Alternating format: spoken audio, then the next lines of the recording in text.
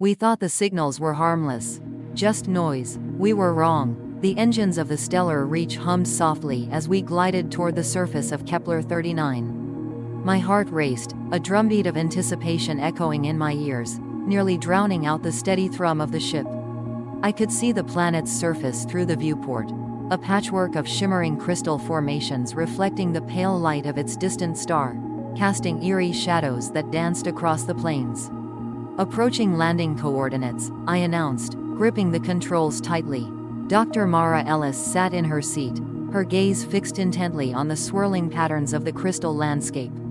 Her fingers tapped out an anxious rhythm against her thigh, her mind clearly miles ahead, lost in the data streaming from her consoles. "We need to focus on the signal, not just the scenery," she murmured, her tone distant, almost dismissive. Commander Malik, always alert, shifted in his chair. "You're right, Mara, but let's not forget we're not alone here. We need to stay sharp." I caught his eye in the reflection of the controls. Malik had a knack for exaggerating dangers, but this time, I couldn't shake the feeling that he might be right. There was something unnerving about the silence enveloping this planet. "Touchdown in 5, I said, forcing my mind back to the task at hand. The ship trembled slightly as we landed, the gentle thud reverberating through the cabin. As the engines powered down, a heavy stillness settled over us. The air was thick with anticipation, punctuated only by the distant crackling of the crystal formations outside. "Suit up," Malik commanded, already pulling on his gear. I followed suit, the familiar weight of the suit feeling both comforting and confining. Mara was lost in her thoughts, her eyes still glued to the screen. "The signal is stronger than I anticipated," she said, her voice barely above a whisper. "We need to find its source quickly." I nodded, my stomach twisting with a mix of excitement and dread. Once outside, the air was crisp, carrying a faint electric charge that made the hairs on my arms stand on end. The landscape was surreal, almost dreamlike. Crystals towered over us, their surfaces glinting in the light like jagged teeth. "Stay close," Malik instructed, scanning the horizon with a wary expression. We moved cautiously, the sound of our boots crunching on the gravelly ground echoing in the vastness. "Look at that," Mara pointed, her voice suddenly full of wonder. A massive crystal formation loomed before us, its surface shimmering with colors I had never seen. The signal pulsed in my mind, a low hum that seemed to resonate with the crystals. "Yeah, it's pretty," I said, but my attention was drawn to the deeper silence beyond. As we approached the formation, a sudden flash of light erupted from within. I stumbled back, heart racing. Malik drew closer, eyes narrowed. "What the hell was that?" he said, his voice a low growl. But before anyone could answer, a being of pure light emerged from the crystal, its form rippling like water in a breeze. "Whoa," I gasped. "Is that?" Mara started, her scientific curiosity piqued, but the being didn't speak. Instead, it projected an emotion. An overwhelming sense of calm washed over me, drowning out the fear. "Can you feel that?" I asked, glancing at my companions. Mara nodded, her analytical mind racing. "It's like it's communicating through feelings." "Don't get too close," Malik warned, stepping between us and the being. "We don't know what it wants." But the being didn't move aggressively. It simply hovered, illuminating the surrounding crystals, casting long, dancing shadows. "What do you want?" I asked, the words slipping from my lips before I could stop them. In response, the being pulsed with light, and a series of images flooded my mind. Visions of the planet, its history, and a warning etched into the very fabric of its being. "Did you see that?" I gasped, stumbling back. Mara looked at me, eyes wide. "Yes, it's showing us something." Malik remained on edge, his hand resting on his weapon. "This isn't right, we should leave." But I couldn't shake the connection I felt.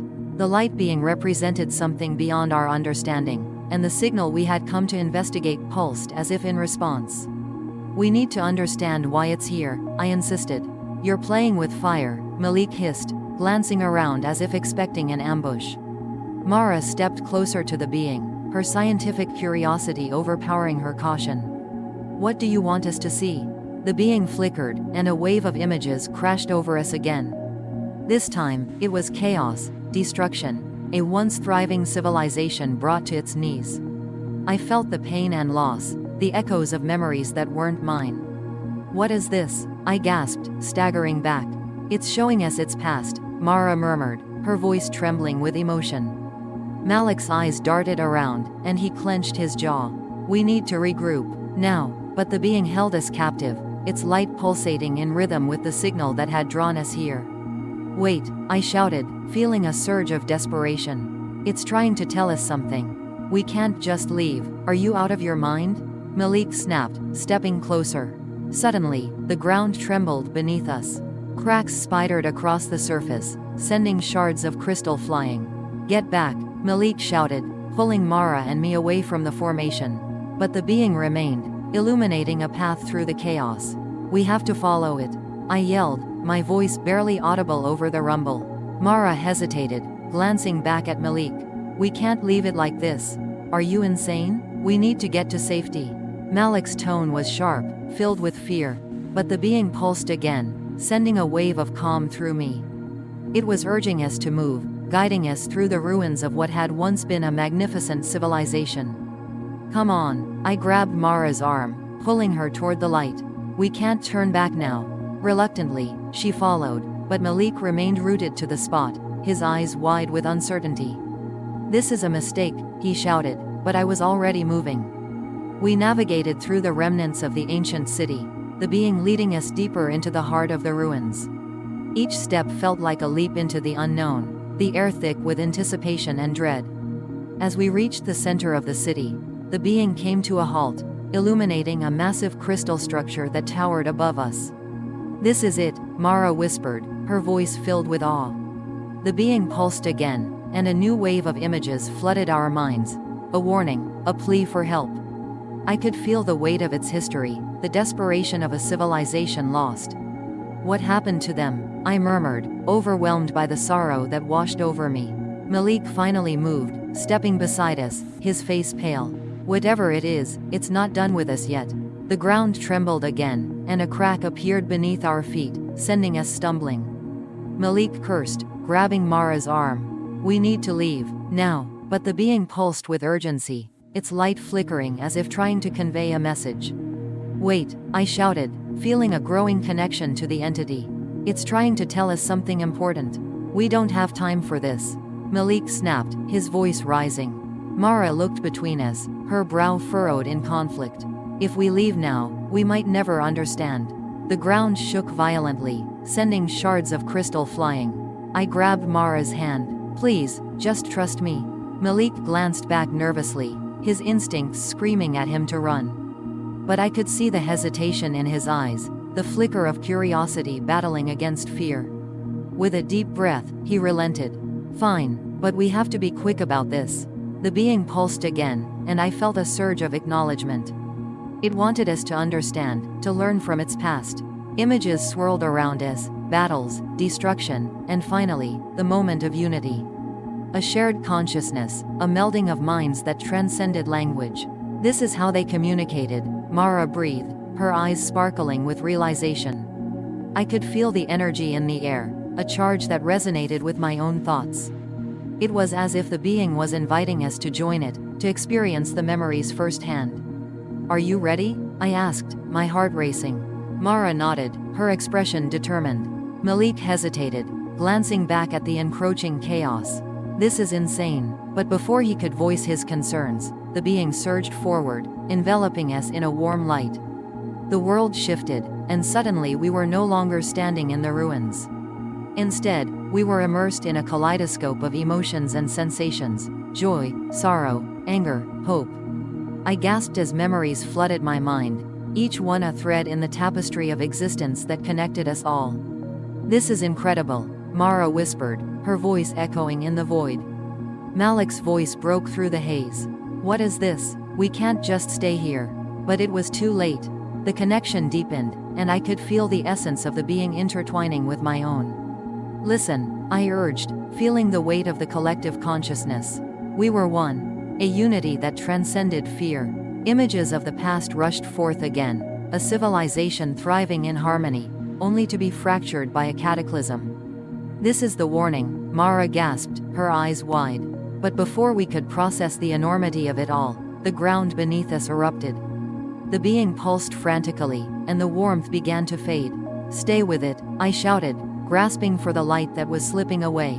But the connection frayed, and I felt myself pulled back, the void swallowing the vibrant memories. With a final surge, the being sent us tumbling back into reality, landing hard on the ground. The crystal ruins trembled around us, the air thick with dust and energy. Malik groaned, pushing himself up. "What just happened?" I looked at Mara, breathless. "We saw their past. We have to warn others. What if it's too late?" Malik's voice was strained, filled with urgency. But the being hovered above us, its light dimming, a silent farewell. "We can't abandon them," Mara said, her voice trembling with determination. As the ground began to quake again, I grabbed their hands. "We can't let their history repeat itself. We have to carry their message." The being flickered brightly, as if in agreement, before dissipating into the air. In that moment, I understood. This was our mission now, to honor their memory, to shed light on the truth of Kepler-39, and to ensure that the mistakes of the past would not be forgotten. We stumbled back toward the stellar reach, the weight of the experience heavy on our hearts. As we boarded the ship, I felt the fear and uncertainty begin to fade, replaced by a fierce determination. "Prepare to launch," Malik said, his voice steady despite the chaos outside. Mara turned to me, her eyes filled with resolve. "We'll make sure they're remembered." Together, we would carry the message of Kepler-39, and the warning of the light being, into the stars.